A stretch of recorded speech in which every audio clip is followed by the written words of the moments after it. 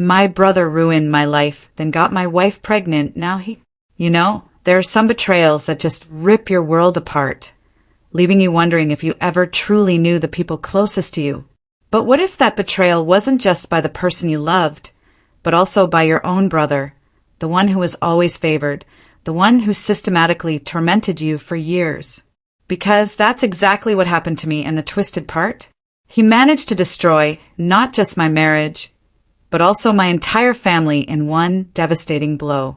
My younger brother, David, has always harbored this deep-seated resentment towards me. And if you're thinking it stemmed from jealousy, you'd be dead wrong.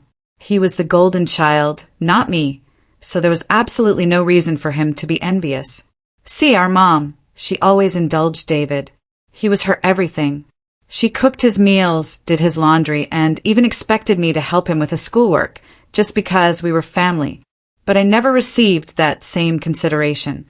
I just accepted it. I was pretty independent. Maybe it was partly my fault, always meeting his needs without expecting anything in return. He never helped me, and only ever approached me when he wanted something.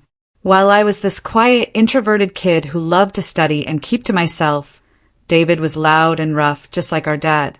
I also tend to be straightforward, honest, never sugarcoating anything. I think my mom might have developed a negative perception of me because of that bluntness. This favoritism made David the family's darling, and I honestly didn't mind it when we were growing up. But then problems started. He began bullying and mocking me for being different. He'd tease me about my height and my glasses. He'd sneak into my room, read my diary, and then complain to Mom about what I'd written. When I yelled at him and complained to our parents about him invading my privacy, they'd just laugh it off, saying it wasn't a big deal. But it escalated. He did more awful things, like nearly breaking my glasses or putting nasty stuff in my food. One time, he even put little stones in my cereal. Luckily, I found them before I could damage my teeth. When I told my mom, she just dismissed it with, "This is how brothers bond." I mean, seriously? Whenever we fought, David would zero in on my insecurities. We went to the same school, so he knew I was being bullied by a few kids. Instead of supporting me, he sided with them, calling me names like ugly loser or hairy monkey, and even encouraging them to physically harm me, saying I was just a big failure. Another time, during a fight over something so trivial I can't even remember it, he looked me dead in the eyes and told me to kill myself. While I could usually brush off most insults, that one really hurt. Because I was genuinely struggling with my mental health at the time. I'm doing much better now, but it was absolutely devastating to hear my own brother wanted me dead. Since Dad was often at work and Mom didn't seem to care much, she even scolded me once, claiming it was my fault for irritating David. Things just got progressively worse. In high school, there was a shocking incident. David actually tried to set my hair on fire, and unbelievably, our mother defended him, claiming he was merely playing. Seriously, who behaves like that? Thankfully, Dad eventually sided with me. He pointed out the gravity of the situation and even threatened to call the police on David. This moment was a real eye-opener for my brother. He had never faced any consequences for his actions before. He was genuinely stunned, and Dad made it clear that enough was enough, that David needed to start respecting his older brother. Later that day, Dad came into my room to talk. I never expected his support because he always told David how similar they were, which was true. But that day, Dad admitted he had waited for years, hoping David would mature, but he was slowly realizing David was just becoming a big bully. Hearing this from my dad, it was incredibly validating, and I almost broke down in tears right there. I confessed everything David had done to me over the years, and even mentioned the bullying at school. My dad was shocked at how much I had endured. The very next day, he spoke to the principal to ensure the bullies were warned about severe consequences. That evening, Dad enrolled me in MMA classes at our local gym, telling me I needed to man up and stand up to bullies in my life. I'll admit, a nerdy kid like me trying to learn to fight might have seemed laughable, but I was so focused. I managed my time well, balancing my studies and daily workouts. Those MMA classes completely changed my life and my physique. Then one day, David was up to his antics again. He stole my pocket money I had received for helping with chores and had been saving for a while. He snuck into my room and took it. I caught him just as he was about to cycle off with his friends. I demanded he return my money, but David just mocked me, saying all I could do was run to Daddy for help. I don't know what came over me, but I punched him in the face. He was stunned, fell backward, and I quickly retrieved my money from his pocket before throwing him back down. David started crying loudly, which was, I'm not gonna lie, quite comical. My mother rushed out to help him, and when she learned I had fought him, she was surprised and reprimanded me, saying I should be a better role model for David. He just stood there, almost smirking, enjoying seeing me scolded. Mom even complained to Dad, saying I needed to be controlled. My dad grimly asked both of us to explain ourselves. I told him how David had stolen the money I had worked hard for and saved. David tried to justify it, saying he needed the money for a date and that as his brother I should help him. But Dad, he looked at David and told him he was lucky I only punched him for stealing because anyone else would have called the police. He continued, telling David he had no right to take other people's things without their consent. David didn't like that. He threw a tantrum, probably hoping our mother would side with him, but Dad remained firm. When David realized he wasn't going to be punished for being hit, he screamed how much he hated me and ran back to his room, locking himself in. Following that incident, David began to distance himself from me. He had finally understood that he couldn't bully me anymore, and that even Dad had stopped supporting his antics. For the first time in a long while, I felt like we were equals. Though he could no longer physically harm me, he resorted to verbal insults when our parents weren't around. His behavior worsened with age, becoming angrier and more short-tempered each year. If I approached him with a question, he would ignore me, muttering insults like nerd or loser under his breath. If he needed to communicate something, he'd relay it through our mother instead of speaking to me directly.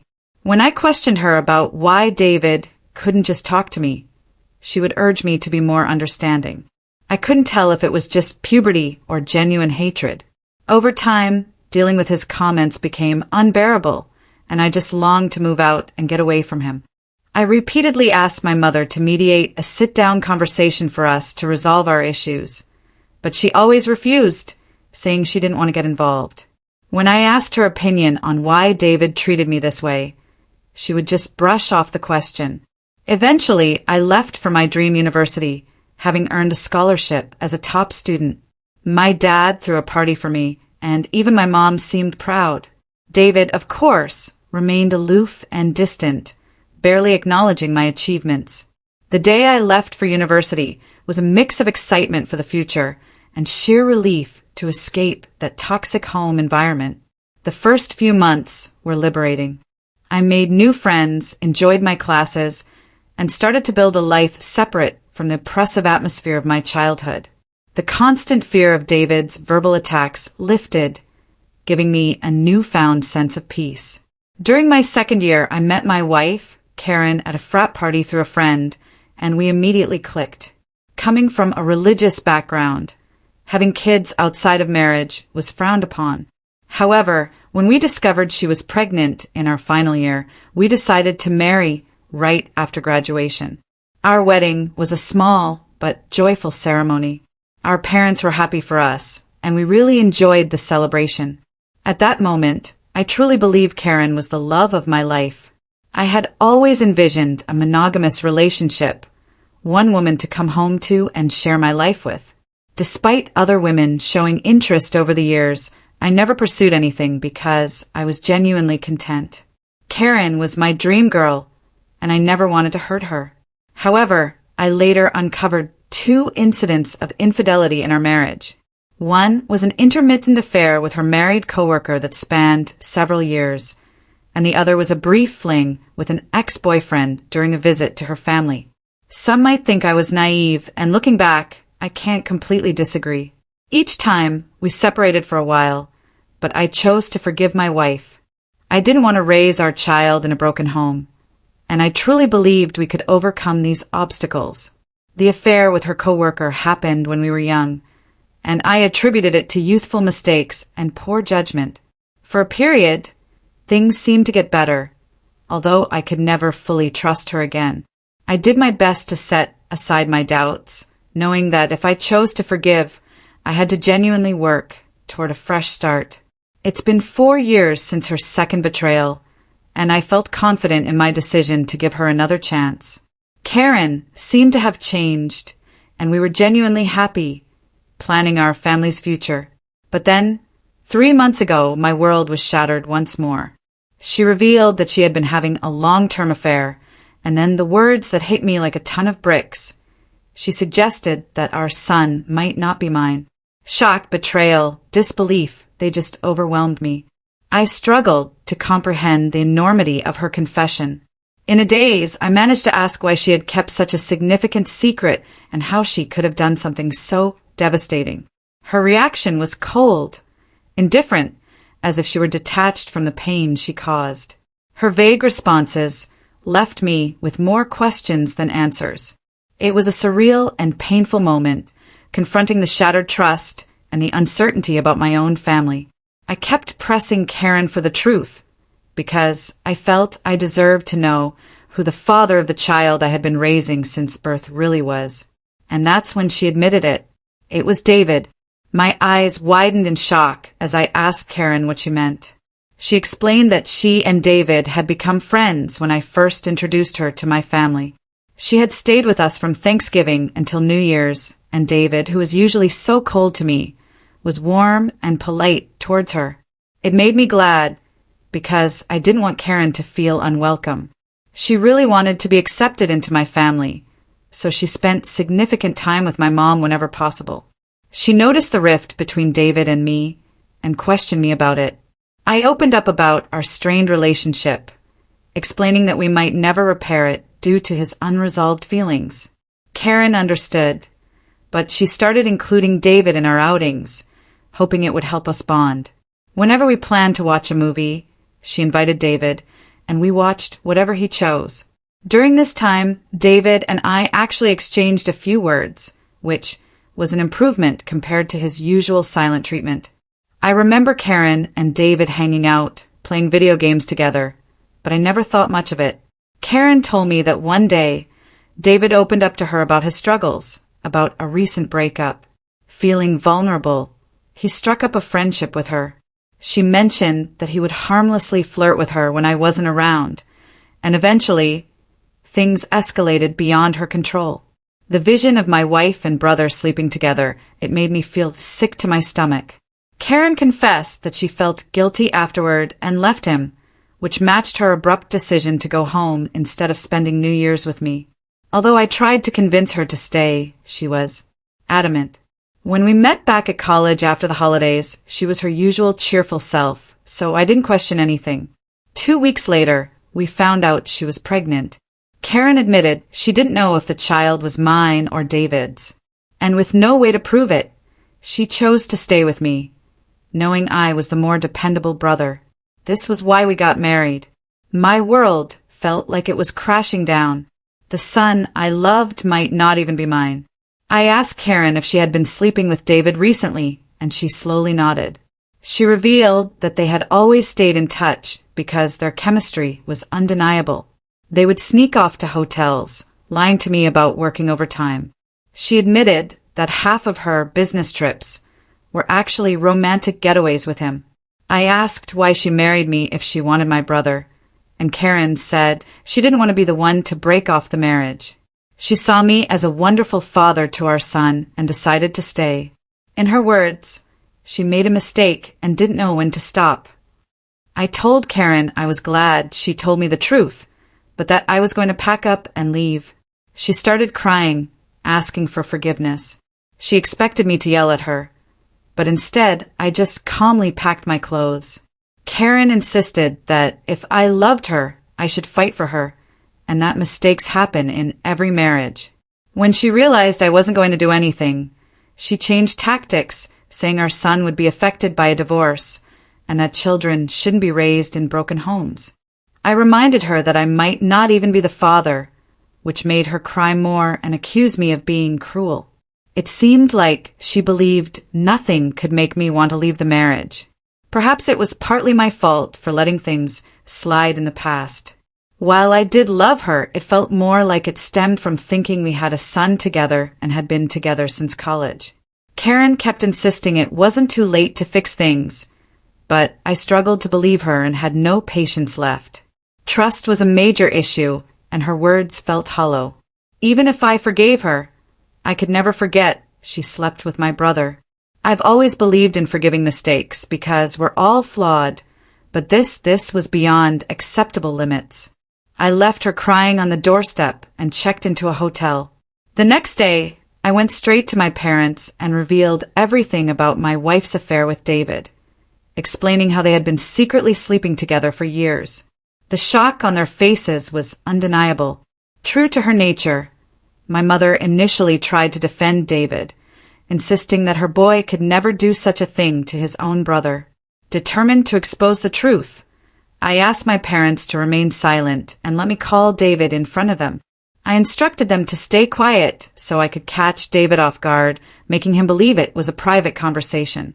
When David answered the phone, I confronted him about the affair. At first, he vehemently denied it, refusing to accept any responsibility.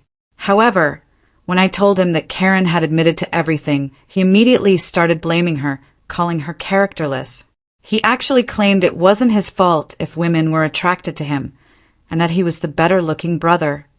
I told him firmly that I would expose him to everyone. David mocked me, saying no one would believe me because he was the golden child. I scoffed at his arrogance and thanked him for confirming the truth, knowing our parents had heard everything. David went quiet. Then he spluttered, trying to explain himself and salvage his image. My mother, still in shock, demanded an explanation from David. He stuttered through a feeble attempt to justify his actions, blaming everyone else but himself, desperately trying to shift the blame onto Karen. I could see my mother, who had once been so protective of her favored son, now felt a mix of disappointment and anger. In that charged moment, I felt a strange sense of vindication. For years, I had endured David's torment. Now the truth was out and the roles were reversed. It was David who stood exposed, his actions laid bare for everyone to see. As David's words faltered, my father, usually reserved in his expressions, couldn't contain his disappointment. He asked me to pass him the phone and began to speak to David. David, my father began, his voice laden with disappointment, what you've done isn't just a betrayal of your brother, but a betrayal of this family. You slept with your brother's wife and continued the affair even after they were married. Your actions have severe consequences and have irreversibly shattered the trust we had in you. I raised both of you to value family loyalty and decency. What you've shown today defies everything I've tried to teach you. He paused, letting the weight of his words sink into David's conscience. Your disregard for your brother's feelings and the lack of respect for his marriage are unacceptable. You've not only hurt him, but also torn apart the bonds that hold our family together. Your mother and I are partly to blame for what you've become, but we will no longer tolerate this behavior. From today, you're cut off from the college funds I set up for you. You'll have to figure out how to pay your university fees on your own. I will also stop funding your lifestyle. Do you think it makes you more of a man to sleep with married women? Let's see how you manage without my money. Throughout this, I maintained a composed demeanor. While I initially wanted to scream at David, watching my dad punish him was the ultimate vindication.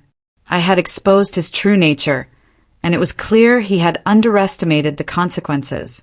My mother, despite David's persistent protests, continued to justify him, but my father swiftly ended the call, shutting down David's attempts to explain away his actions. Afterward, my mom approached me and hugged me.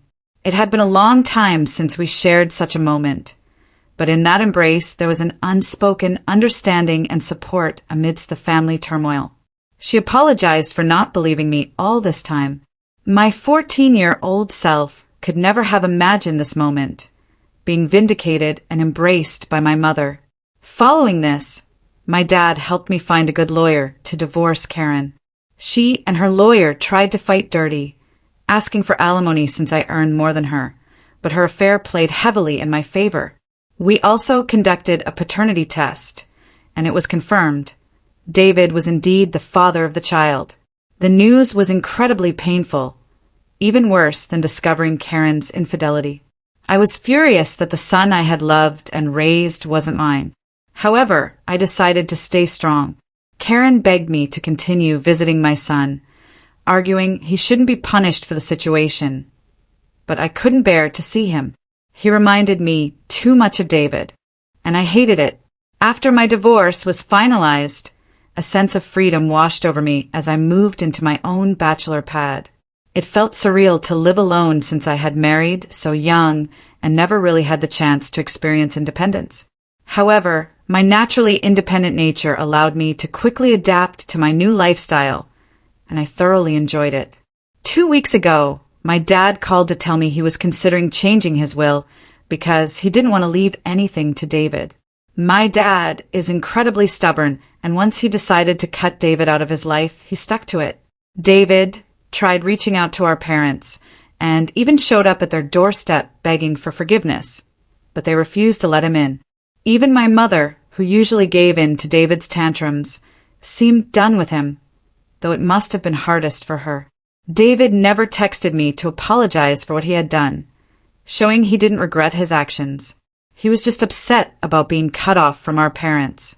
Dad told me he planned to leave everything to me, ensuring David wouldn't contest it later. He would leave David only $1. My eyes widened in shock, as my dad had worked hard his entire life, including his assets, retirement fund, and life insurance.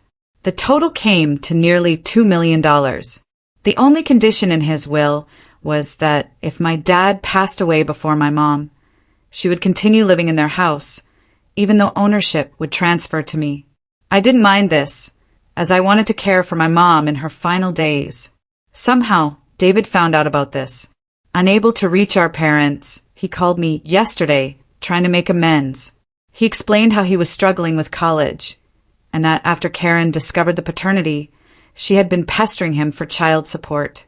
He said he had no money and was looking for part-time jobs, but couldn't find anything. He begged me to talk to our family, to start fresh, since he really needed my help. I laughed in his face, and I told him I was done with him. I reminded him that he should have thought about the consequences before sleeping with my wife and getting her pregnant. David argued that I was being unfair and that Karen was also to blame, to which I agreed. I reminded him that I had divorced her, making her his responsibility now. He shouldn't be calling me to complain about her or the child, since these were the consequences of his own actions. David started to raise his voice, but I interrupted, reminding him that he was no longer the favored child in the family, but the black sheep who had slept with his own brother's wife. At that moment, David began to cry, telling me how everyone, including our grandparents and relatives, had turned against him. While this was true, it was no longer my concern. I told him we were done, and that he should never call me again since I no longer considered him my brother. Since then, I've replayed that conversation in my mind. Despite my hatred for my brother, I had never heard him cry, at least not since we were kids. I won't lie, it did hurt me a bit to see him so helpless. So I guess I'm here to ask you, was I too harsh? What would you have done in my place? Tell me what you think. I really want to know. Thank you for watching. If you haven't subscribed yet, please do so and hit the notification bell to stay updated with more shocking real-life stories happening around you.